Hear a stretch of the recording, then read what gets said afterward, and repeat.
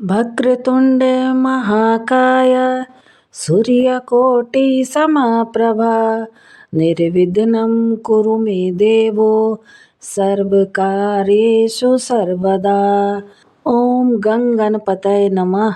श्री गणेश जी महाराज की जय। चौथ माता की जय। आप सभी को संकष्टी चतुर्थी व्रत की हार्दिक शुभकामनाएं। चतुर्थी तिथि की देवी चौथ माता हैं। संकष्टी चतुर्थी के अवसर पर सभी भक्तों को गणेश भगवान जी की कथा सुनने के अलावा चौथ माता की भी कथा सुननी चाहिए। चौथ माता निसंतानों को संतान सुख और जिनके पास धन न हो उनको धन प्रदान करती हैं।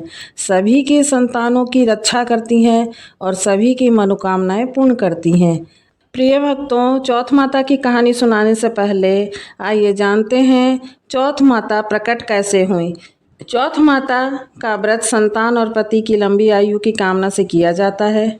मान्यता है कि सवाई माधोपुर में चौथ माता ने यहाँ के राजा को दर्शन दिए और कहा जाता है कि इस मंदिर की स्थापना राजा भीम सिंह ने कराई थी। लोक मान्यता है कि देवी चौथ माता ने स्वप्न में राजा भीम सिंह चौहान को दर्शन देकर यहाँ अपना तीर्थ यानी मंदिर बनवाने के आदेश दिए थे।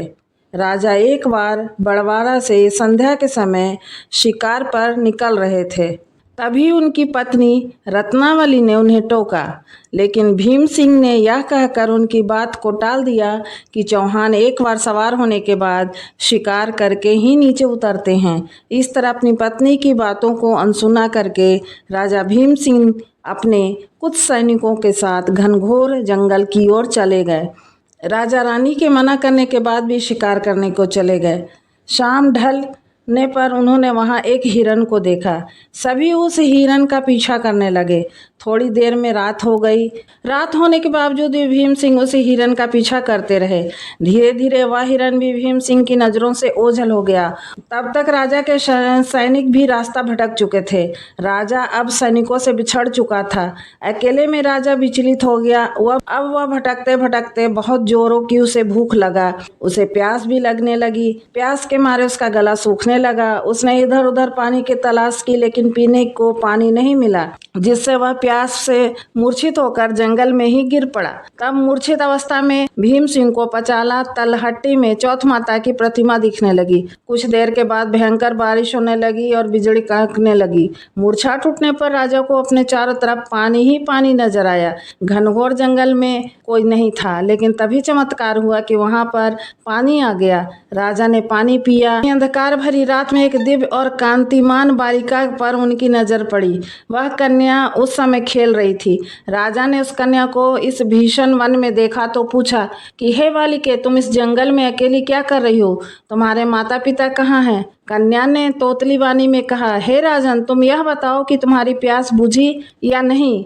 ऐसा कर वह कन्या अपने असली देवी रूप में आ गई। तब राजा उनके चरणों में गिर पड़े और कहने लगे, हे आदिशक्ति महामाया, मुझे आपसे कुछ नहीं चाहिए। अगर आप मुझसे प्रसन्न हैं तो हमारे प्रांत में ही हमेशा के लिए निवास करें। तब तथास्तु कहकर वह देवी अदृश्य हो गई। राजा को उनकी जगह एक चौथ माता की प्रतिमा मिली। उसी चौथ माता की प्रतिमा को लेकर राजा बड़वाड़ा की ओर लौट पड़े। बड़वाड़ा पहुंचते ही राजा ने अपने राज्य में पूरा हाल कह सुनाया। तब पुरोहितों की सलाह पर संवत 1451 में बड़वाड़ा के पहाड़ी की चोटी पर माघ कृष्ण चतुर्थी को विधि विधान के साथ उस प्रतिमा को मंदिर में स्थापित कराया गया। ऐसा कहा जाता है, तभी से आज तक इसी दिन यहाँ चौथ माता का मेला लगता है। संकष्टी चतुर्थी हो या करवा चौथ का व्रत, लोग भारी संख्या में वहाँ पर मंदिर में दर्शन करने के लिए आते हैं और भक्तों को चौथ माता पर पूरा विश्वास होता है। कहा जाता है कि यह मंदिर विशेष तौर पर विवाहित जोड़ों के लिए, सुहागिन स्त्रियों के लिए सुहाग की प्रार्थना और रक्षा करने के लिए आती हैं। ऐसी मान्यता है कि चौथ माता देवी गौरी का ही एक रूप है और इनकी पूजा करने से अखंड सौभाग्य का वरदान मिलता है। साथ ही दाम्पत्य जीवन भी सुखी रहता है और परिवार के सभी सदस्यों की सुखी और निरोगी रहते हैं। संतान की उम्र लंबी होती है और चौथ माता की कृपा से परिवार में सभी को विपत्ति से छुटकारा मिलता है। आइए अब सुनते हैं चौथ माता की कथा। पुराने समय की बात है। एक ब्राह्मण था जिसके एक बेटा और एक बहू थे। बेटा और पिता कुछ कमाते तो थे नहीं। जो बहू के साथ आया हुआ दहेज तथा धन था उसी से अपना काम चलाते थे। जब भी बहू बाहर कचरा डालने जाती थी तब उसके पास वाली पड़ोसन उससे पूछती थी, बहू आज खाने में क्या खा के आई हो? तब वह बोलती थी कि मैं तो बासी और ठंडी रोटी खा के आई हूँ। एक दिन साहूकार के बेटे ने यह बात सुन ली। वह वहाँ से चला गया और अपनी माँ के पास जाकर बोला कि माँ, तू तो अपनी बहू को रोज गर्म खाना खिलाती है और वह फिर भी बाहर जाकर यह बोलती है कि मैं तो बासी रोटी खा कर आई हूँ। तब माँ ने कहा कि बेटा, मैं तो चारों थालियों में बराबर गर्मा गर्म खाना परोसती हूँ। यदि तुम्हें यकीन नहीं हो तो तुम खुद देख लेना। वह अगले दिन तबीयत खराब होने का बहाना बनाकर कंबल ओढ़कर लेट गया। तब उसको यह देखकर आश्चर्य हुआ कि बहू ने तो गरम गरम खीर और खाड़ का भोजन किया और जब बहू बाहर गई तो वह उसके पीछे पीछे जाने लगा। तब पड़ोसन के पूछने पर बहू ने वही बात दोहराई कि मैं तो बासी रोटी खाकर आई हूँ। उसका पति उससे पूछने लगा कि तू अभी तो गर्मा गर्म खाना खाकर आई है और पड़ोसन से कह रही है कि बासी ठंडी रोटी खाकर आई हूँ, तू झूठ क्यों बोल रही है? तब उसकी विद्वान पत्नी ने कहा, यह न तो तुम्हारे कमाए हुए पैसे की रोटी है और न ही तुम्हारे पिताजी के कमाए हुए पैसों की रोटी है। यदि हम इसी तरह बैठे बैठे धन को खर्च करते रहे तो यह एक दिन कुएं के पानी की तरह समाप्त हो जाएगा। इसके बाद उसका पति कमाने के लिए विदेश चला गया। पीछे से उसकी पत्नी 12 महीने चौथ का व्रत करती रही।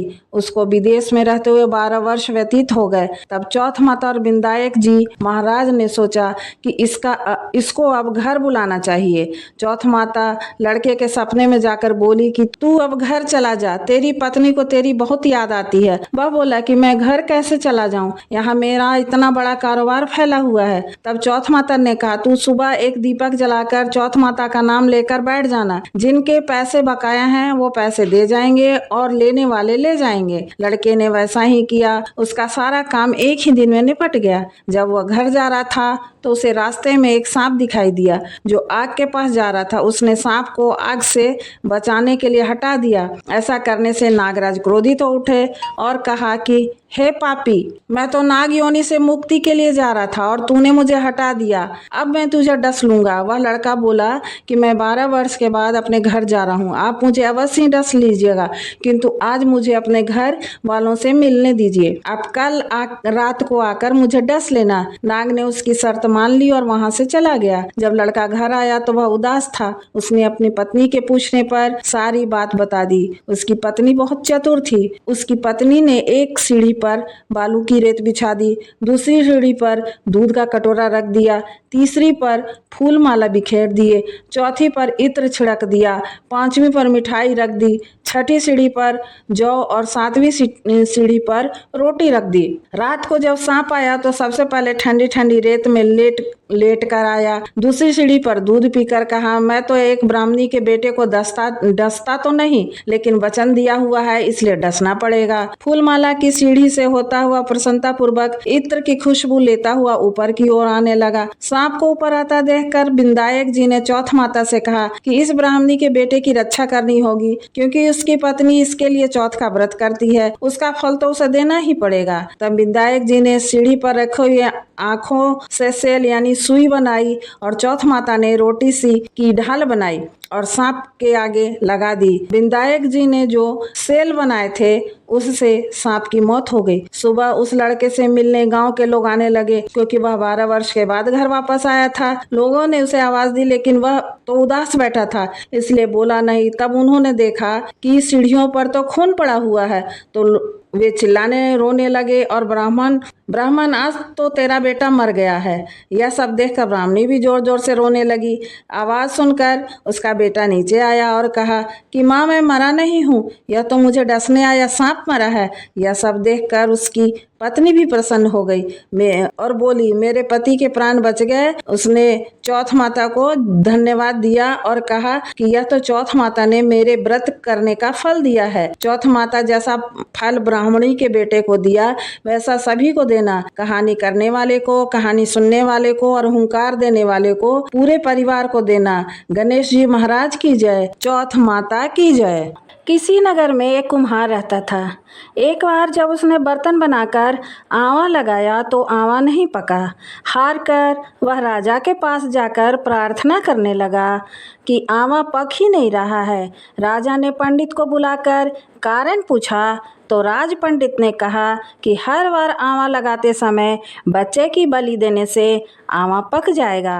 राजा के आदेश हो गया। बलि आरंभ हुई। जिस परिवार की बारी होती वह परिवार अपने बच्चे में से एक बच्चा बलि के लिए भेज देता। इसी तरह कुछ दिनों के बाद सकट के दिन एक बुढ़िया माई के लड़के की बारी आई। बुढ़िया माई के लिए वही जीवन का सहारा था, लेकिन राजा की आज्ञा के आगे किसी की भी नहीं चली। दुखी बुढ़िया माई सोच रही थी और डर से उसका दिल बैठा जा रहा था कि मेरा तो एक ही बेटा है, वह भी सकट के दिन मुझसे जुदा हो जाएगा। बुढ़िया ने लड़के को सकट की सुपारी और दूब का बीड़ा देकर कहा, भगवान का नाम लेकर आंवला में बैठ जाना, सकट माता रक्षा करेंगी। बालक को आंवला में बैठा दिया और बुढ़िया सकट माता के सामने बैठकर पूजा करने लगी। पहले तो आंवला पकने में कई दिन लग जाते थे, पर इस बार सकट माता की कृपा से एक ही रात में आंवला पक गया। सवेरे कुम्हार ने देखा तो हैरान रह गया। आंवला पक गया। बुढ़िया का बेटा भी सुरक्षित था और अन्य बालक भी जीवित हो गए। नगरवासियों ने सकट की महिमा स्वीकार की तथा लड़के को भी धन्य माना। तब से आज तक सकट की विधि विधान से पूजा की जाती है। गणेश जी महाराज की जय। चौथ माता की जय।